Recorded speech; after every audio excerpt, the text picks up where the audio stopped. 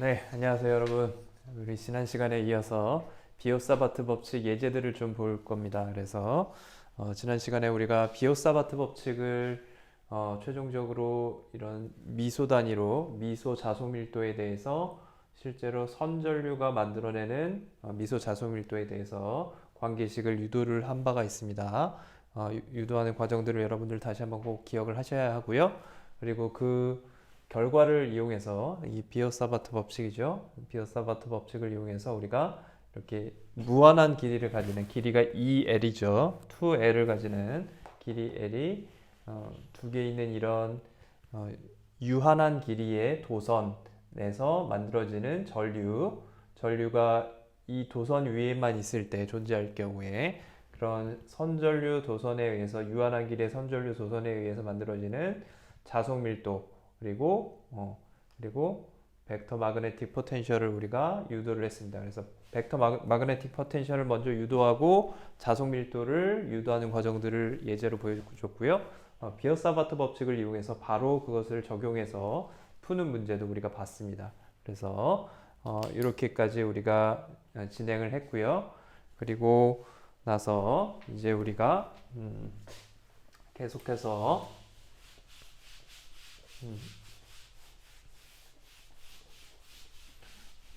예제를 하나 더 보도록 하겠습니다. 그러면 이렇게 유한한 길이의 도선에서 만들어지는 전류에 의해서 우리가 자속 밀도가 이렇게 구해진다라고 결국에는 유도를 했죠. 최종적으로 이렇게 구해지는 것을 유도를 했고요.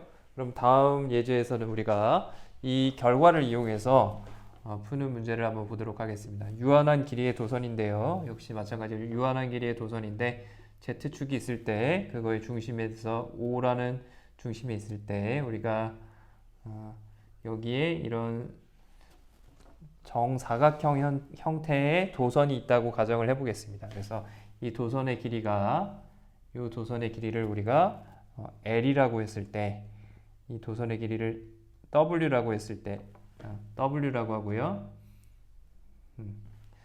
이 도선의 길이를 W 그리고 그거의 절반을 우리가 L이라고 넣을 수 있겠죠. 예, 이렇게 넣을 수 있겠죠. 이렇게 돼서 이런 형태의 여기서 만들어지는 도선에 전류가 흐른다고 가정을 하겠습니다. 그래서 전류가 이쪽 방향으로 이 도선 위에 전류 I가 흐르고 있다라고 가정을 하겠습니다. 전류에 의해서 만들어지는 결국에는 자속 밀도는 어떻게 발생할까요? 전류에 의해서 전류가 이쪽 방향으로 들어가면 자속 밀도는 이렇게 회전하는 방향으로 생겨나겠죠? 이쪽 방향에서 회전하는 방향으로 이렇게 생겨날 겁니다. 여기서 이렇게 회전하는 방향으로 생겨날 것이고요. 결과적으로 여기서는 자속 밀도가 이쪽 방향으로 자속 밀도가 발생을 할 겁니다. 이 정사각형 도선의 중심에서는 안쪽으로 위로 올라가는 방향으로 자속 밀도가 발생을 하겠죠. 네, 그랬을 때 이 자속 밀도의 이 지점에서의 자속 밀도 중심에서 정사각형의 중심에서의 자속 밀도를 우리가 확인해 봐라. 구해 봐라. 그것이 문제입니다. 이건 어떻게 구할 수 있을까요? 이 문제는 여기서 봤던 어떤 길이 2L을 가지는 자속 밀도에서 로우만큼 떨어진 위치에서의 자속 밀도를 우리가 이미 구했죠. 그 결과를 이용해서 그대로 구할 수가 있습니다. 예를 들자면 이 부분을 우리가 떼놓고 보면요. 결과적으로 이런 결과를 우리가 생각할 수 있겠죠. 직각이 되고요. 여기가 W이고 그리고 이 길이를 우리가 L이라고 놓으면 결국엔 이 길이도 L이 될 것이고요. 이 길이 L 지점에서의 전류 I에 의해서 만들어지는 자속 밀도가 밖으로 나오는 이런 형태로 자속 밀도 B가 만들어지겠죠. 이 지점에서 그렇죠? 이렇게 오른손 방향으로 회전하는 방향으로 자속 밀도가 만들어질 겁니다. 암페어 법칙에 의해서 만들어질 것이고요. 따라서 이 비어사바트 법칙을 이용해서 우리가 유도한 이 유한한 길이의 도선, 그렇죠? 여기서부터 여기까지의 길이 2L의 길이를 가지는 이런 도선에서의 전류 I에 의해서 만들어지는 거리 L만큼 떨어진 지점에서 우리가 자속 밀도를 구해라 그것 같습니다. 그래서 앞에서 우리가 유도했던 결과에서 우리가 W를 EL이라고 놓으면 결과적으로 L은 로우하고 같을 거고요. 여기서 로우 값으로 놔둔 값을 우리가 L이라고 할 수 있을 거고요. 그래서 이 L 값은 로우 값하고 같아질 거고요. 그리고 이거는 결국엔 2분의 W라고 우리가 문제에서 주어진 W에 대해서 표현하면 2분의 W로 표현을 할 수 있을 겁니다. 여기서 이거를 하나를 떼서 이렇게 본 것이죠. 그러면 자속 밀도는 어떻게 표현할 수 있어요? 이제 자속 밀도라는 거는 우리가 Z축으로만 이 빨간색 자속 밀도는 이 중앙 지점에서 이 전류, 총 4개의 그 유한한 도선에 의해서 만들어진 자속 밀도가 여기서 중앙에서 가장 합쳐지겠죠. 그 결과값들이 합쳐질 겁니다. 그래서 우리가 방향은 Z축 방향으로만 존재하는 자속 밀도가 만들어진다는 걸 우리가 확인할 수 있습니다. 그렇죠? 그래서 결과적으로 우리가 이 4개의 유한한 도선에 의해서 만들어지는 자속 밀도를 표현하면 결국엔 한 변의 전류에 의해서 만들어지는 자속 밀도를 4배를 해주면 되겠죠.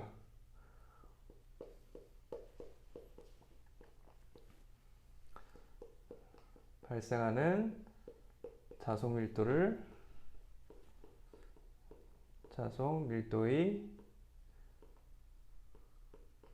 4배를 해주면 될 겁니다. 그래서 자속 밀도 B는 4배 앞에서 주어진 이 공식에서 로우 값 대신에 우리가 뭘 집어넣는데요? L을 집어넣어주면 그 결과값이 동일하게 주어지겠죠. 그래서 2파이 L과 로우 값을 결국에 뭘로 표현해 주는 거예요? 문제에서 주어진 W로 표현해 주는 것이겠죠. 그래서 로우 값은 우리가 2분의 W라고 생각할 수 있고요. 2분의 W고요. 그리고 L과 로우가 각각 2분의 W로 표현되니까 그게 2개가 있으니까 우리가 2분의 W의 제곱이 2개 있다라고 표현할 수 있을 거고요. 뮤제로의 전류 I에 L이 어떤 값이죠? 2분의 W로 우리가 들어가면 될 겁니다.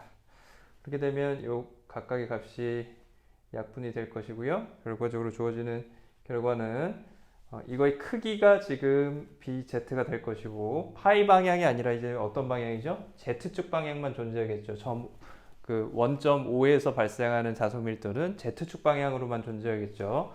여기서의 문제에서 났던 좌표축 방향과 다르기 때문에 우리가 그 벡터의 방향을 Z축이라고 놔야겠죠. 그래서 이거의 값이 Z축 값에만 존재하게 될 겁니다. 그래서 결과적으로 구해지는 결과는 파이의 W 2 루트 2의 뮤제로의 전류 I에 의해서 자속 밀도가 발생하는 것을 우리가 유도할 수가 있게 됩니다. 여기까지 유도할 수가 있을 것이고요.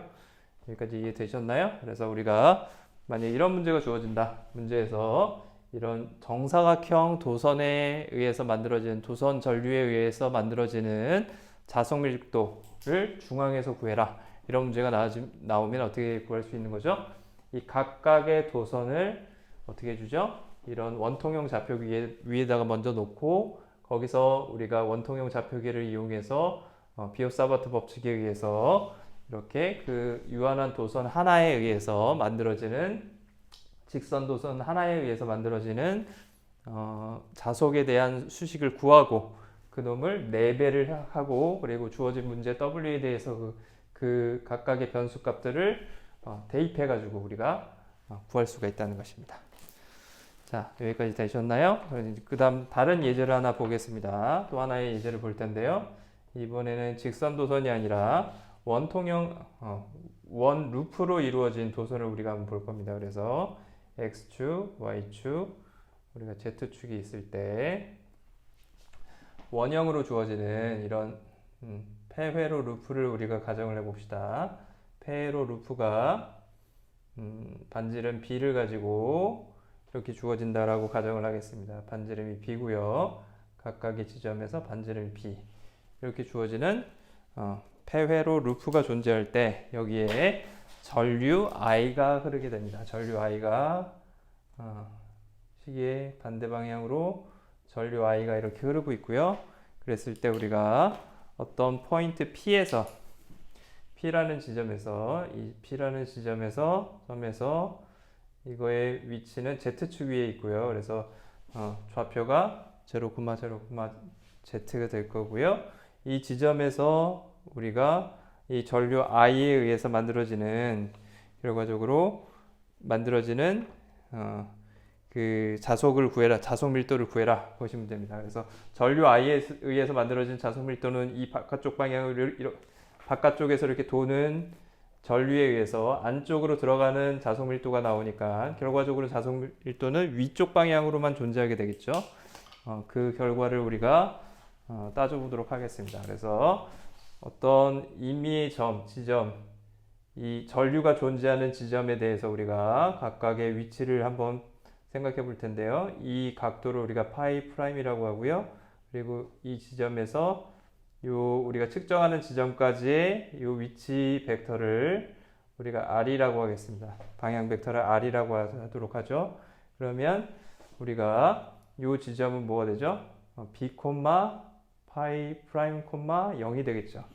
이 지점은 우리가 B, 파이 프라임, 0이 될 겁니다. Z축 0 값에서 주어지는 값으로 이렇게 주어질 것이고요. 우리가 구하고자 하는 것은 이 P점에서의 자속 밀도, 이 원통형 도선에 의해서 만들어지는 도선 전류에 의해서 만들어지는 결과적으로는 만들어지는 자속 밀도를 구하고자 하는 것이죠.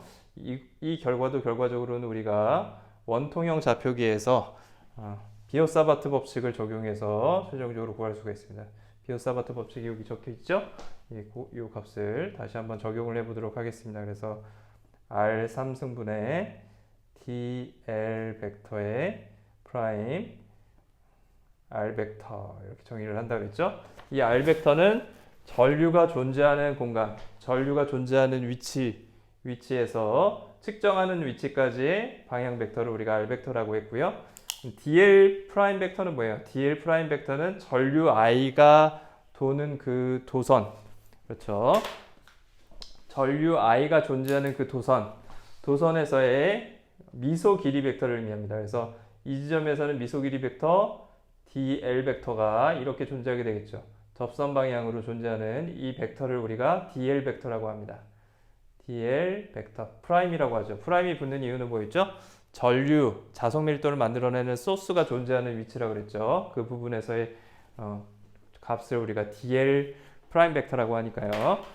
네, 그래서 우리가 이 문제에 맞게 여기서 주어지는 이 DL 프라임 벡터와 R 벡터 이 값들을 우리가 각각 정의를 해야 됩니다. 그래서 첫 번째 DL 벡터는 우리가 어떻게 생각할 수 있어요? DL 벡터라는 건 우리가 뭐죠? DL 프라임 벡터는 뭐가 되는 거예요? 미소 길이 벡터죠. 여기서의 미소 길이 이 값은 어떻게 구해집니까?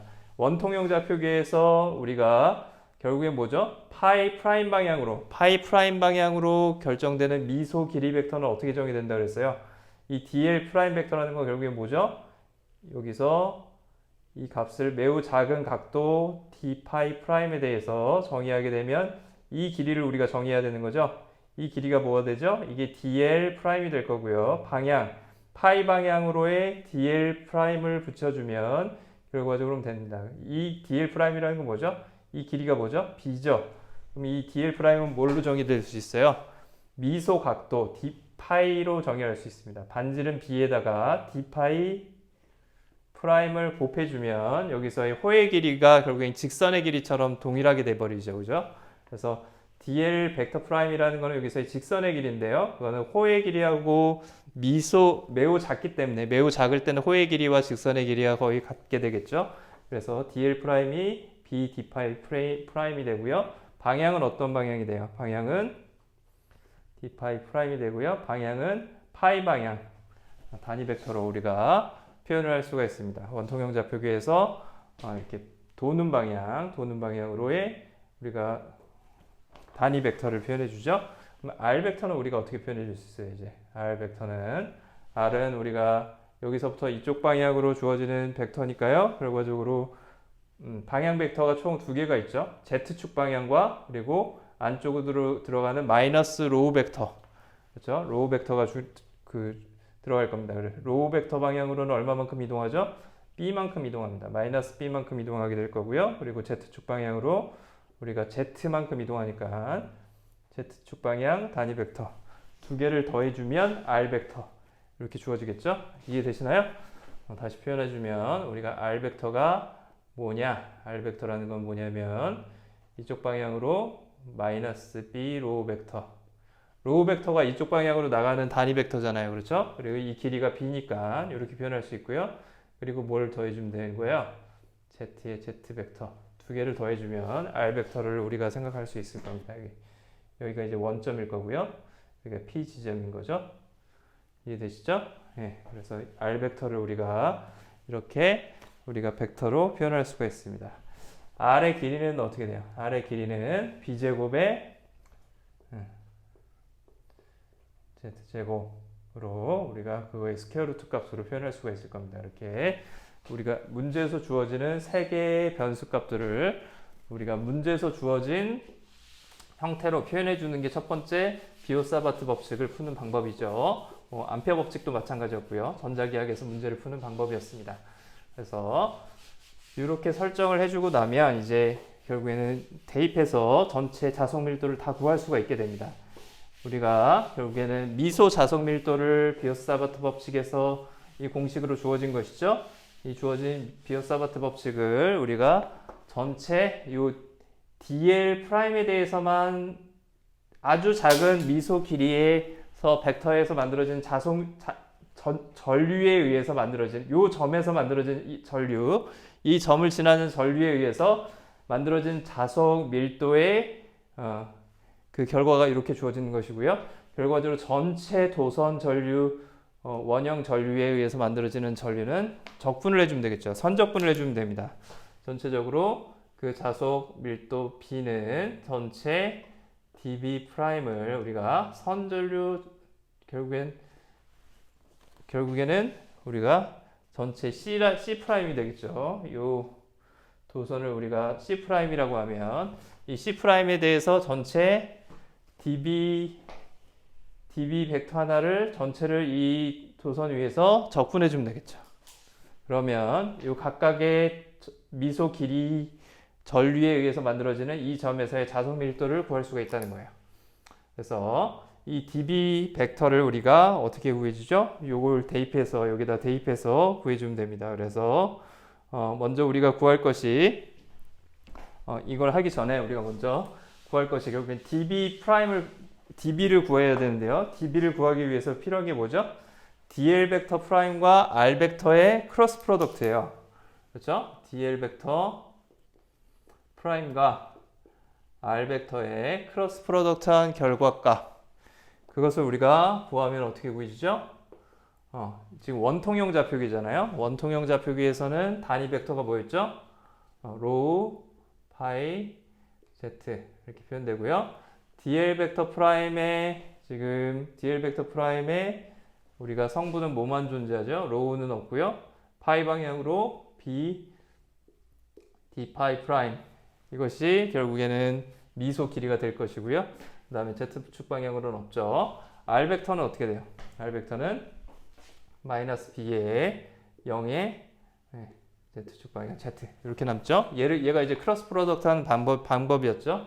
이 각각의 단위 성분을 여기 얘 단위 성분 여기 쓰고 여기에 단위 벡터를 쓰고 결국에는 행렬식을 만들어주면 됩니다. 이 결과는 이렇게 다 곱해준 값들을 다 더해주고요. 그러면 이렇게 곱한 값은 0이 돼서 없어지고 이렇게 곱한 값만 남겠네요. 그래서 남는 값이 b, z의 d 파이 프라임 로우 벡터 이렇게 해줬습니다. 얘랑 곱해준 거에서 z 값을 앞으로 좀 뺐습니다. 이렇게 나올 것이고요. 그리고 마이너스 값으로 존재하는 건 이렇게 곱하고 이렇게 곱한 값을 다 빼주면 됩니다. 남는 건 이 부분만 남겠네요. 그러니까 마이너스의 b, d, 파이 이렇게 되니까요. 마이너스에 마이너스 하니까 플러스가 될 것이고요. b제곱의 d 파이 프라임의 z축 성분 단위 벡터 이렇게 주어질 것입니다. 결과적으로 앞에서 우리가 봤던 것처럼 총 자석 밀도는 전체 이 C'에 대해서 db 벡터를 우리가 선적분해 주면 될 것이고요. 이 값을 그대로 대입을 해주면 될 겁니다. 그래서 이 전체 값을 대입을 해주면 4파이분의 뮤제로 i는 우리가 상수값이니까 적분 밖으로 나올 것이고요. 우리가 db 벡터는 어떻게 표현되죠? 이 결과값, 그렇죠? 이거 bz의 d파이의 프라임의 로우 벡터 하나 있고요. 플러스 b제곱 d파이 프라임 z 벡터, 이것을 우리가 r의 3승으로 나눠주면 되죠. 그래서 스퀘어 루트의 b제곱에 플러스 z제곱에 이거에 3승으로 나눠주면 됩니다. 얘가 결국에는 C 벡터 전체에 대해서 C 도선 전체에 대해서 적분을 해주라는 얘기니까요. 근데 여기서 미소 성분이 뭘로 주어지죠? d파이 프라임. 결과적으로 d파이 프라임 뭐였죠? 요 각도죠? 요 미소 각도. 미소 각도니까 결과적으로 이 전체 도선을 표현하려면 어떻게 표현해 주는 거예요? 0도에서부터 2파이까지 d파이를 갖다 돌려주면, 그럼 어떻게 되는 거죠? 그걸 다 쌓아주면 결과적으로 C 프라임 도선이 나오는 것이죠. 그래서 결과적으로 우리가 적분을 어떻게 해주냐면 이 각도 파이 프라임에 대해서 우리가 적분을 해주면 됩니다. 그래서 d파이 프라임으로 묶어주면 어떻게 돼요?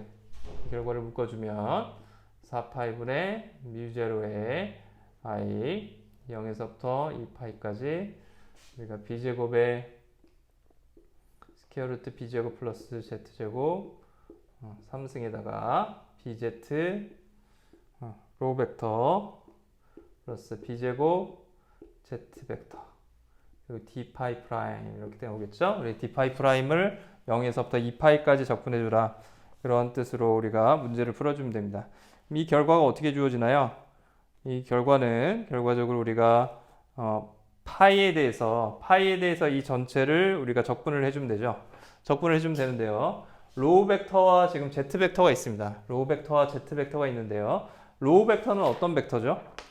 먼저 우리가 bz 로우 벡터를 파이에 대해서 0에서부터 2파이까지 적분을 해주면 어떻게 되죠? 여러분들 로우 벡터는 이 원통형 좌표기에서 이 원의 바깥쪽 방향으로 나가려는 이런 벡터죠. 그렇죠? 로우 벡터는 이쪽 방향으로 주어지는 우리가 단위 벡터를 로우 벡터라고 하잖아요. 그렇죠? 그러니까 이 전체 원 위에서 로우 벡터를 우리가 다 적분해주면 다 더해준다는 얘기죠. 다 더해주면 어떻게 되겠어요? b와 z는 이 파이 각각의 각도마다 b하고 z는 변해요, 안 변해요? 변하는 값이 아니죠. z는 고정되어 있는 값이고요. 이 값이 파이 값이 각도가 변함에 따라서 b나 z는 변하지 않습니다. 대신에 로우 값은 어떻게 되죠? 로우 값은 방향이 이렇게 바뀌죠. 이 원이 이렇게 있으면 원에서 이렇게 바뀌는 방향으로, 바깥쪽 방향으로 주어지는 단위 벡터가 로우 벡터잖아요. 결과적으로 우리가 뭘 알 수가 있냐면 여기서 0에서부터 2파이까지 로우 벡터를 전체 각도에 대해서 적분을 해주면 어떻게 될까요? 결과적으로 이렇게 된 거죠. 이 원 위에서 로우 벡터는 어떻게 주는 거죠? 로우 벡터는 로우 단위 벡터라는 건 이게 로우 단위 벡터잖아요. 바깥쪽으로 나가는 방향. 그죠? 이 원점에서 바깥쪽으로 나가는 방향. 바깥쪽으로. 이 단위 벡터가 크기가 1인 이런 방향으로의 벡터들이 뭐예요? 로우 벡터잖아요. 맞습니까? 그럼 얘네들을 다 0에서부터 2파이까지 다 더해주면 어떻게 돼요? 벡터의 방향이 다 반대 방향으로 다 서로 상쇄되죠. 이 벡터와 이 벡터가 서로 더해지면 없어지고요. 이 벡터와 이 벡터가 없어지고요. 그래서 연속적으로 다 더해줘도, 적분을 해줘도 모두 없어지게 됩니다. 상쇄돼서 없어지게 되겠죠. 이해되시나요? 그래서 로우 벡터를 우리가 전체 이 B라는 원 위에서, 반지름 B를 가지는 원 위에서 우리가 전체 다 로우 벡터를 이 지점에서의 단위 벡터, 바깥쪽 방향으로의 원통형 좌표기에서의 단위 bek터를 다 더해주면, 적분해주면 0이 나온다는 얘기예요. 따라서 이 결과값을 적분해준 값은 다 0이 나오겠죠. BZ는 다 상수처럼 될 것이고 0이 나오고 다 상쇄될 겁니다. 따라서 남는 값은 뭐만 남죠?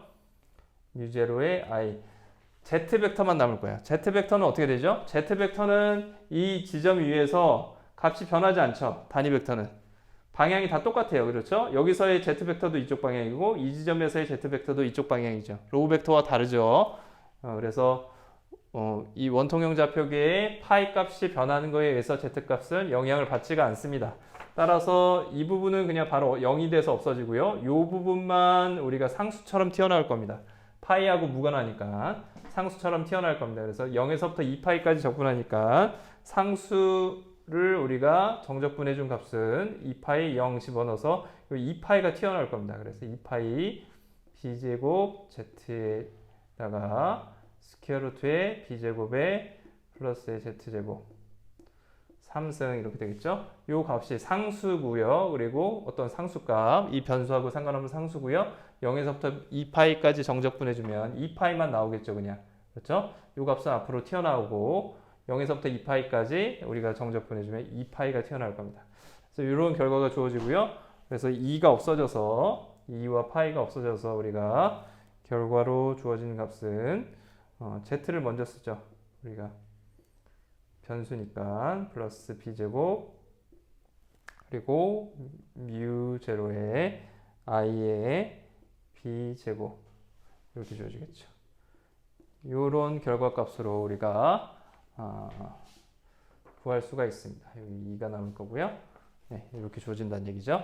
결과적으로 어떻게 된다는 거예요? 네. Z의 위치에 따라서 Z축 방향으로만 자석 밀도가 존재한다는 얘기죠. 자석 밀도가 Z축 방향으로 자석 밀도 B 벡터가 존재한다는 얘기입니다. 자석 밀도가 이쪽 방향으로만 존재하게 되겠죠. 이걸 다시 한번 생각해 보면 어떤 의미가 있냐면 여기서 우리가 이 로우 벡터 방향으로의 성분이 있었잖아요. 로우 벡터 방향으로의 성분과 Z축 방향으로의 성분과 둘 다 있었는데 그걸 Z축 방향으로 다 더해주니까 어떻게 된다는 얘기예요. 사실은 우리가 이 지점에서 자석 밀도가 이렇게 되면 여기서 만들어진 자석 밀도는 어떻게 되냐면 실질적으로는 이 dB 자석 밀도, 여기서 만들어진 작은 dB 자석 밀도는 이렇게 될 거예요. 여기서 이 지점에서 만들어지는 전류에 의해서는 이렇게 원통형으로 도는 방향으로 될 테니까 여기 직각인 방향으로 자석 밀도가 dB 이렇게 될 겁니다. dB 벡터는 이렇게 만들어지겠죠. dB 벡터가 뭐였어요? dB 벡터가 여기서 정의된 이 값이었죠. 그래서 로우 벡터와 z 벡터를 각각 가지는 이런 벡터였는데 이런 벡터들이 전체 2파이만큼 모든 값에서 다 더해지니까 결과적으로 이런 dB 벡터들이 이렇게 이런 꽃갈콘처럼 생긴 이런 모양의 벡터들을 만들겠죠. 이런 것들을 쭉 다 더해주니까 어떻게 돼요?